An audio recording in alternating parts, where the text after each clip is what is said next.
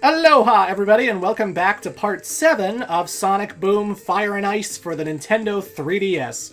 And this part is very action-packed as we're going through 3 action stages today with a little divergence with the hovercraft level. But yeah, it's just a lot of gameplay. I love the gameplay of this game. That's the good shit.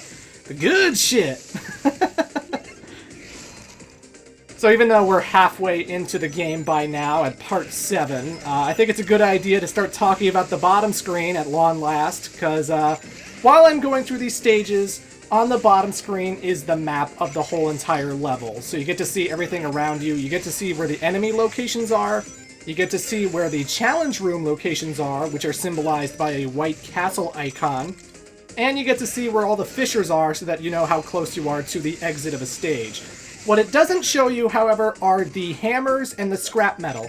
And unlike Sonic Boom Shattered Crystal, where you could get some blueprints in order to find upgrades to show you where all the collectibles are so that you know where they are, Fire and Ice never gives you that at any point during the game. So you'll never know where the hammers are, you'll never know where the scrap metal is.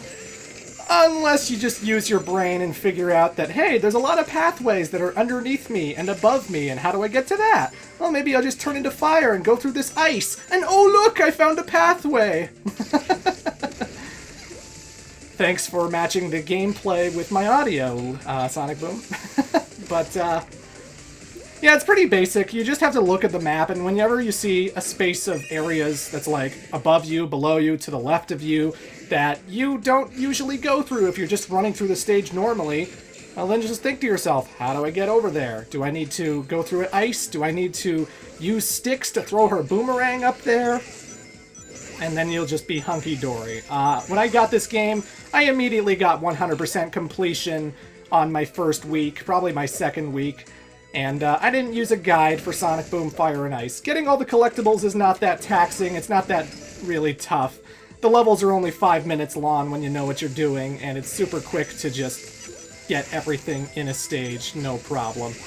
A lot of times when I was playing this game, I just got 100% completion of a stage as I was playing it, and I didn't have to think about it all that much, so yeah.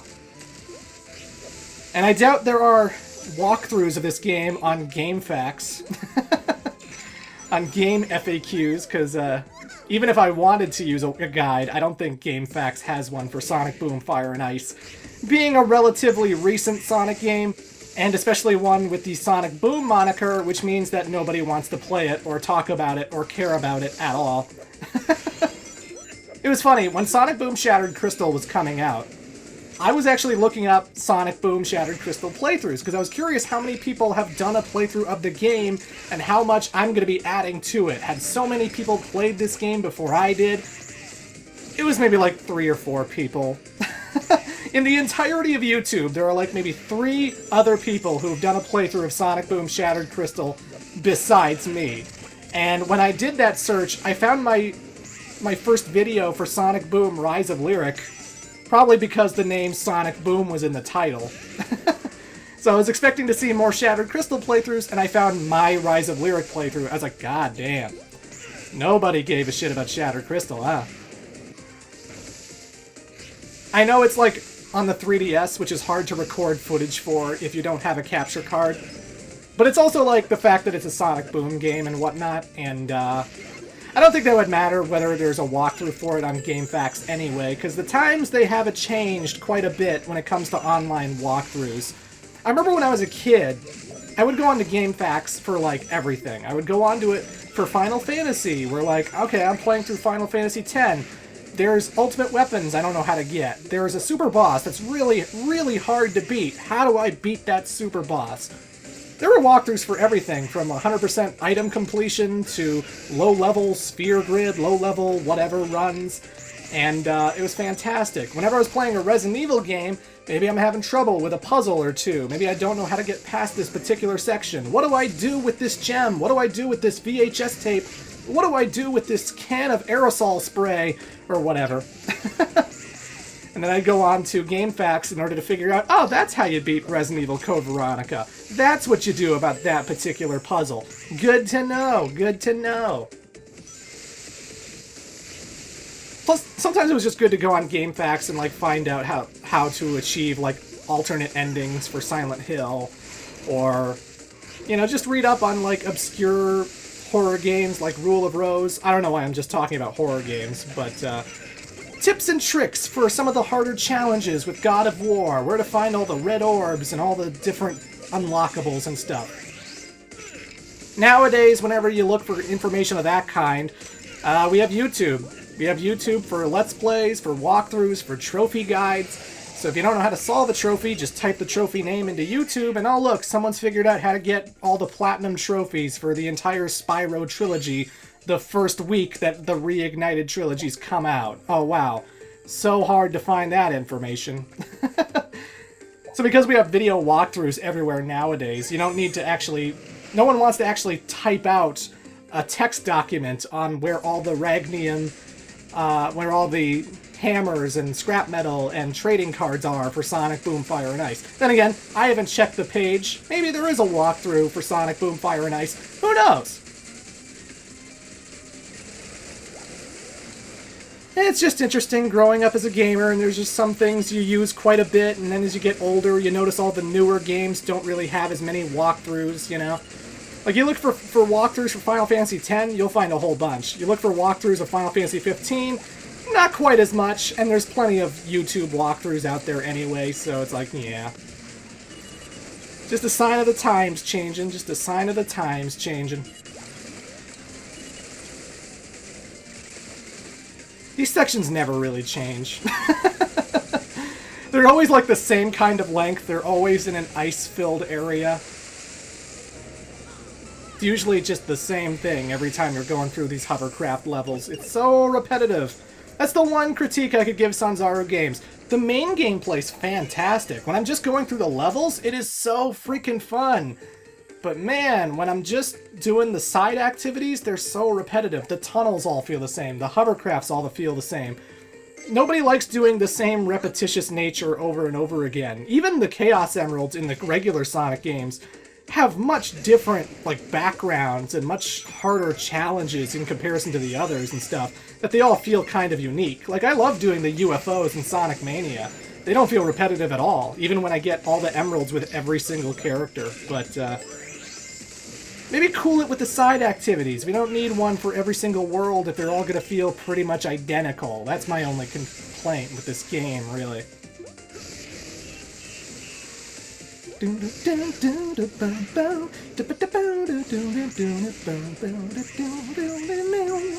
Sorry, I'm singing along, but I really love this track. Richard Jacques is fantastic. He's always been a great composer. And this particular theme of the second tar pit area, which is different from the first two tar pit zones that we played in earlier parts. Because there's usually 2 themes per world, right? There's like the first Ice World level, and then there's the second Ice World level. There's usually 4 stages in each world, and the 2 stages that you play first are going to have a different theme and music track from the second theme.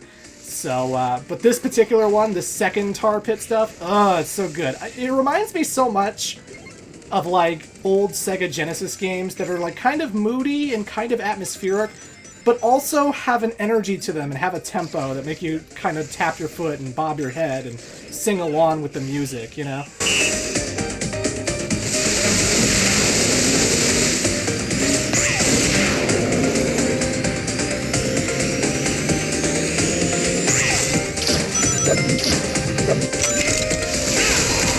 The bottom screen can be the map, but it can also be switched out to be the character selection screen in case you want to just switch out characters on the fly from the bottom. They changed the control scheme a little bit from how it was in Sonic Boom Shattered Crystal, because in Shattered Crystal, the D-pad was used completely for selecting your characters. Like, up was Sonic, right was Tails, down was Styx, and left was Knuckles. But since they added Amy Rose in Sonic Boom Fire and Ice, well, there's only 4 directions for 5 characters, so that wouldn't work very well. And they also changed it so that L and R, you know, they use the fire and ice powers. Whereas in Shattered Crystal, all they really did was switch out whether the map was on the bottom screen, or the item collection was on the bottom screen, or what characters you could switch out, so you can instantly tap the bottom screen to switch out to whoever you wanted to be. And so how it is in Fire and Ice is that the pushing up on the control pad will actually make the map show up on the bottom screen. Pushing down on the control pad will bring it back to the character selection screen. And if you don't actually want to use the touchpad in order to switch out between characters, then you can push left or right on the D-pad in order to make all of the characters' 5 heads appear. And when that happens, you just go left, left, left, or right, right, right until you reach the character you want to use. And then you linger on them for a second, and then you'll transform into that character. You'll turn into Knuckles or Styx or whoever. So that's what I've been doing for the remainder of the playthrough. When I first started, I was using the touchscreen, but then by World 3, I completely remembered that, oh yeah, the left and right control pad does switch out between the characters.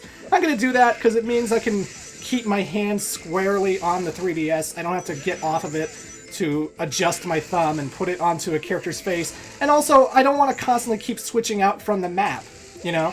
If I have the map and I'm trying to use that to find collectibles, then I have to push down on the D-pad in order to switch out to a character's face, and I just want the map to stay there on screen at all times.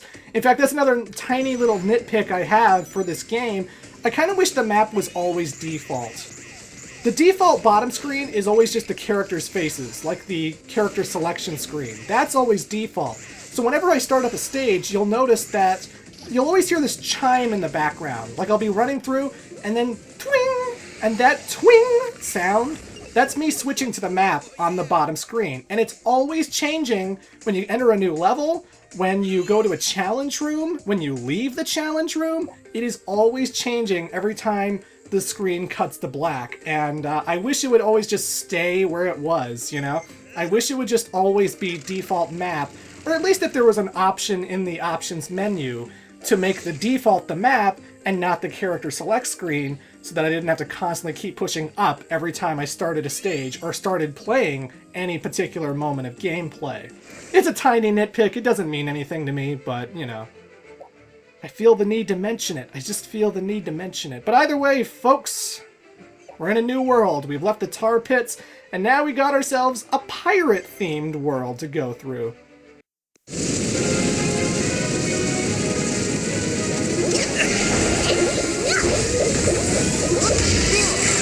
This is easily the biggest fissure yet.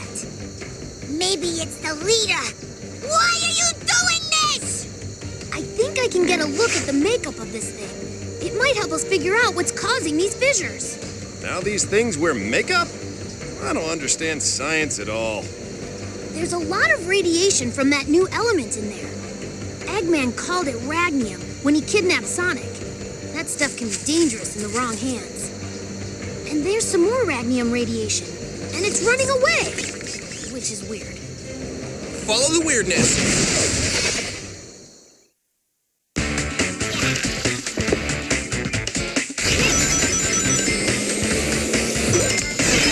Seriously, the music in this game is so underrated. Oh my god. Richard Jacques knocks it out of the park with this one. He's so good. But yeah, folks, now we're in Cutthroat Cove, the pirate world of the game. And that right there was our first gimmick. That was the TNT barrel. We're going to be seeing a whole bunch of TNT barrels throughout this world. And the first one was really simple. All you had to do was light the first fuse, the fire went along the rope, it reached the barrel, it blew up, no problem. But eventually we're going to be coming up to a whole bunch of TNT barrels that use either 2 or 3 fuses. And when that happens, you need to make sure you light all of the fuses at the exact same time, because if you light one fuse but not the other, and then you let the fire get to the barrel, it's just going to reach its destination and then nothing's going to change. Nothing's going to happen. The barrel will be fine. And then you'll have to relight that first fuse again, as well as chasing the second fuse so that they all light at the exact same time so that the barrel explodes. So you got some kind of puzzle elements with this world where we have to light the fuses in rapid succession. And the other thing this world has is the Donkey Kong Country-esque barrels, where you hop into them and then you push the B button in order to shoot out of them, and they always change their directions, so sometimes they'll be aiming up at the ceiling, sometimes they'll be aiming straight ahead into spikes, so you have to know when to push that button and when to shoot out and reach your place, because it can be deadly if you shoot at the wrong time. And I also think the barrels were also in the tar pit levels, but they're here again. So just make sure you shoot and launch to where you need to go. Make sure you go where you need to go. These levels are so good. Like, seriously, I know it's, like, easy to watch a Let's Play and to see me blowing through the game and think, like, oh, the levels look pretty simple and easy and whatever, but it's so satisfying as a gamer to play these kinds of levels that are so fast-paced and so action-packed. Like, you're just going from one set piece to the other, just jumping and then hitting a hook and then jumping over this thing and then homing attacking this thing, and you're just constantly moving, and it always feels like you're never just sitting still waiting for stuff to happen all the time, which can happen with a lot of platformers, you know. And even the length of the levels. If you're not going for the collectibles, most levels are like 2 to 3 minutes long, which is a perfect length for these kinds of games. When you're going for the collectibles, they're like 5 to 6 minutes long. And it's just so much better than, say, a Sonic Team game that was recently released under the name of Sonic Forces, where levels go by in under a minute, and they don't put a lot of thought into the level design, so it's not satisfying to beat either.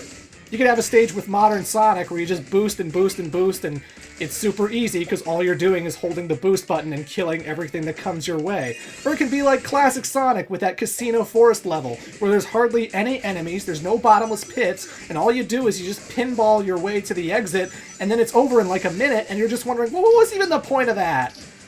Are the level designers not having any passion for Sonic anymore? Why'd they even make that level? There was no heart or soul into it at all, and it's just, ah.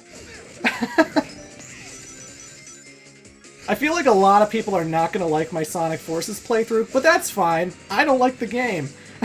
And this is coming from the guy who really likes Sonic Lost World for the Wii U, so that'll be a fun playthrough. But, you know, when I contrast Sonic Forces to a game like Sonic Boom Fire and Ice, which, yeah, it's not the hardest game in the world, it's super easy to go through. It can be a bit repetitive with the tunnels, it can be a bit repetitive with the hovercrafts and the, you know, all that stuff. But when it comes to just this core gameplay right here, the levels have a lot of stuff to them, you know? There's just so much to these levels that I've been playing it for 3 minutes, and I'm just constantly moving. I'm shooting out of a barrel, then I'm hitting a spring, then I'm zipping on a hook. I'm constantly feeling engaged with the gameplay, and I gotta imagine, I've never seen a young child play this game. I've never seen like a 5-year-old, a 6-year-old play this game. I'm sure they die to these stages a lot more than I would, you know? Because I had a weird experience with Sonic Mania where, like, I blew through it in an evening because it's a classic Sonic game, and I'm used to those kinds of games, right? But a lot of people found Sonic Mania plenty challenging, and there was probably a lot of stuff they got stuck on and repeated over and over again, whereas I did not. So I see Sonic Boom Fire and Ice as being kind of an easy game, but then again, maybe some people will die over and over again on certain sections. I don't know. I don't know what it's like to be a 7-year-old playing this game, you know? But, there is depth to this gameplay, and it is satisfying, and it scratches that itch, you know? It scratches that itch that I want from these Sonic games. And, Sanzaro, you did a good job with Sonic Boom Fire and Ice. You did a good job with this one. Anyway, folks, see you in Part 8.